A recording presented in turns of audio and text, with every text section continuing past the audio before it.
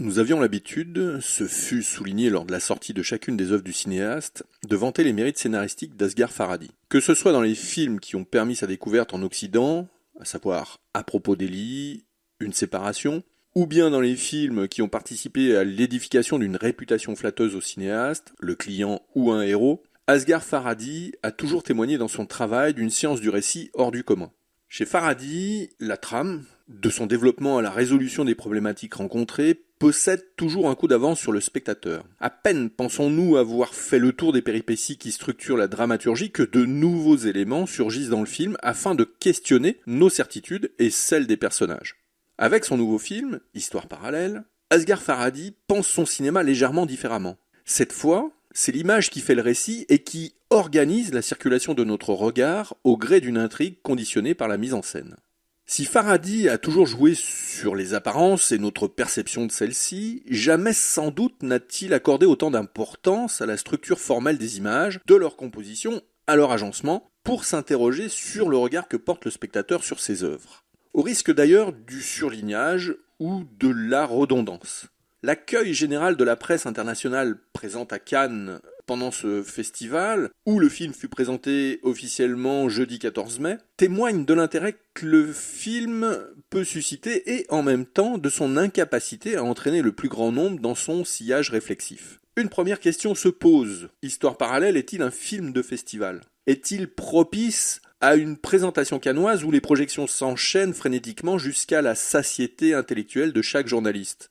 De grands films, donc de grands cinéastes, en ont fait les frais par le passé. David Lynch, nous y reviendrons, James Gray, Alain Resnais, Agnès Varda, Wong Kar-wai et d'autres encore, la liste est longue. Certains films ne s'accommodent pas de l'ambiance festivalière, ce qui n'est pas si grave au fond, si ce n'est pour les organisateurs, puisque le temps agit sur l'inconscient collectif et la sortie en salle des œuvres leur permet parfois d'exister, d'être revisitées et, pourquoi pas, de connaître un succès critique et ou public assez conséquent. Pour Farhadi, l'accueil réservé à son nouveau film tranche avec ce que le cinéaste a pu connaître par le passé. Si deux de ses précédents films avaient été boudés par les journalistes présents à Cannes, nous pensons à Everybody Knows et à Le Passé, Farhadi n'a jamais été confronté à un partage des opinions aussi marqué à son encontre. Histoire parallèle, placée très haut pour certains, est considérée comme ratée, voire pire par d'autres. Il n'y a pas de nuance, ce qui finalement rejoint de plus en plus le traitement global des films soumis le plus souvent au regard d'individus plus attentifs à leurs propres émotions qu'à l'observation de la manière dont les films produisent une émotion et une réflexion. Au regard de la construction méthodique du film et de sa mécanique de précision formelle, Histoire parallèle ne pouvait que cliver, y compris en dehors de la sphère cannoise. Nous évoquions un peu plus tôt David Lynch. Si Histoire parallèle n'a que peu en commun avec le monde lynchien en général, il se rapproche en 2 points au moins de Mulholland Drive, film monstre du cinéaste américain. Première similitude, l'accueil cannois. Froid, pour ne pas dire plus dans les deux cas. Souvenons-nous que le film de Lynch fut sifflé copieusement lors de sa présentation officielle au festival avant qu'il n'entre, dès sa sortie en salle et au fil de sa relecture, dans une sorte de panthéon filmique qui positionne l'œuvre parmi les plus importants du début du XXIe siècle. Rien n'indique qu'il adviendra la même chose de Histoire parallèle, mais il y a dans la défiance critique ou le rejet que le film inspire comme une ombre d'injustice passagère qui plane sur le film. Et puis, surtout, il existe un autre point commun, structurel cette fois, entre les deux films qui participent pleinement au scepticisme qu'ils peuvent inspirer. Dans les deux cas, les œuvres procèdent d'un changement de régime narratif. Ils abandonnent, en cours de route, le projet dramaturgique instauré au départ pour en adopter brusquement un autre tout en conservant les mêmes protagonistes. C'est d'ailleurs à partir de ce constat qu'il est permis d'envisager que les objections formulées à charge du film ne reposent que sur des opinions subjectives et non sur une observation objective du travail de Farhadi et de ses collaborateurs. Dans toute œuvre de fiction, un univers artificiel se met en place. Très vite, grâce à différents stratagèmes formels, le spectateur accepte de s'approprier cet univers et de considérer qu'il s'agit d'une réalité, faite d'une spatialité et d'une temporalité singulière. Il s'agit donc ici d'inviter le public à croire en la représentation d'un monde. Il est question d'élaborer une sorte de réalité inventée censée apporter de la plausibilité aux propos filmiques. Le spectateur, une fois gagné par le récit, considère alors qu'une réalité, entre guillemets, factice, existe et qu'elle apporte une dose de vraisemblance à l'œuvre. Il ne lui reste plus qu'à se projeter dans l'œuvre jusqu'à sa conclusion.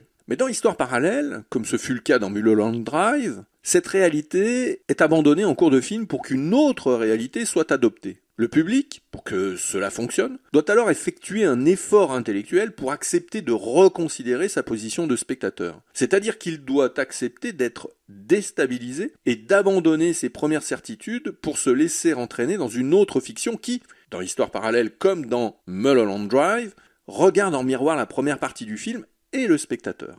L'enjeu est d'importance. Ce principe a pour fonction de questionner le regard de celui qui observe les images. À ce titre, Histoire parallèle, c'est ce que Farhadi ne cesse de répéter au fil des entretiens qu'il accorde, est une variation sur un grand film qui interrogeait la dimension voyeuriste du spectateur de cinéma. Il s'agit de Brève histoire d'amour de Krzysztof Kieślowski, long métrage venu prolonger le décalogue 6, Tu ne seras pas luxurieux, du même auteur. Si effectivement Histoire parallèle reprend quelques motifs de l'œuvre de Kieślowski, un individu observe à la longue vue ce qui se passe dans un appartement voisin, il n'est pas interdit d'envisager d'autres rapprochements entre le film de Farhadi et d'autres univers artistiques. On pense particulièrement, avant de revenir à des évocations cinématographiques par la suite, à quelques concordances avec le travail d'Edward Hopper. Non pas dans l'esthétique, non pas dans les intentions sociales des œuvres, mais plutôt dans la mise en scène d'un mouvement qui contraint le spectateur à spéculer sur l'avant et l'après de la scène représentée dans la toile pour l'un et sur l'écran pour l'autre. Ainsi, Histoire parallèle invite l'imaginaire du spectateur, représenté à l'écran dans la première partie du film par Sylvie, interprétée par Isabelle Huppert, à inventer une histoire littéraire à partir de ses observations, c'est-à-dire à partir de ce que Sylvie distingue dans sa longue vue. Inévitablement, on le comprend, en fonction de qui observe, le point de vue change. L'imaginaire qui se développe aussi, et les figurations observées se chargent d'un autre sens. C'est ce qui se produit dans la seconde partie d'Histoire parallèle.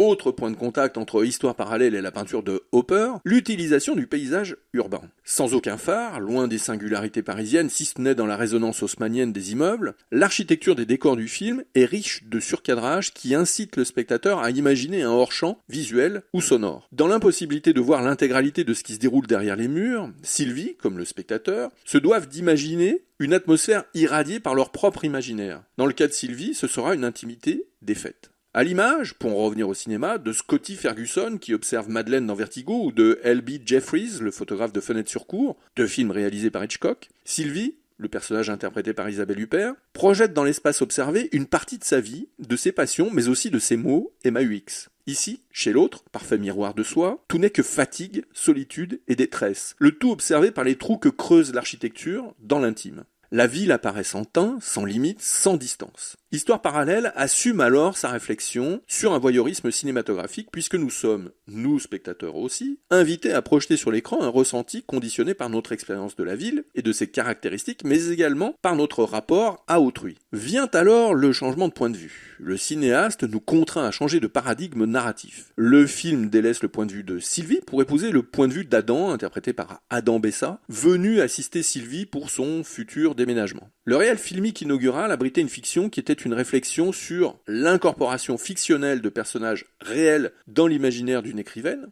Sylvie. Dans cette seconde partie, ce qui est observé, c'est comment cette fiction, lorsqu'elle sera révélée aux personnages réels, jusque-là inconscients des spéculations intellectuelles qu'ils ont pu soulever, agira sur le comportement de ces trois personnages, en l'occurrence Anna, interprétée par Virginie Efira, Nicolas, interprété par Vincent Cassel, et Théo, interprété lui par Pierre Ninet. La difficulté qui attend alors le spectateur, c'est de se questionner sur l'artificialité des réalités que le film distingue. Expérience exigeante, dans la mesure où les effets de la révélation sur le trio Anna, Nicolas, Théo n'auront pas les mêmes effets sur tous. Là, dans cette seconde partie de film, Farhadi ne sollicite plus le spectateur de la même façon. Il ne s'agit plus de regarder comment fonctionne un imaginaire au travail, mais comment l'imaginaire, dès lors qu'il est conscientisé, façonne le réel. Ainsi, ce n'est plus l'imaginaire qui est porteur d'une inquiétante étrangeté, terme particulièrement approprié à l'œuvre lynchienne dans son ensemble et à Histoire parallèle également, mais bien le réel lui-même, lorsque ce dernier se laisse infuser par des idées ou des sentiments autres, extérieurs à ce qui conditionne habituellement notre rapport à ce qui nous entoure. S'il n'est pas parfait, Histoire parallèle a le mérite de s'aventurer sur des territoires peu explorés et de tenter de comprendre comment s'articule création, imaginaire et ce qui les motive, c'est-à-dire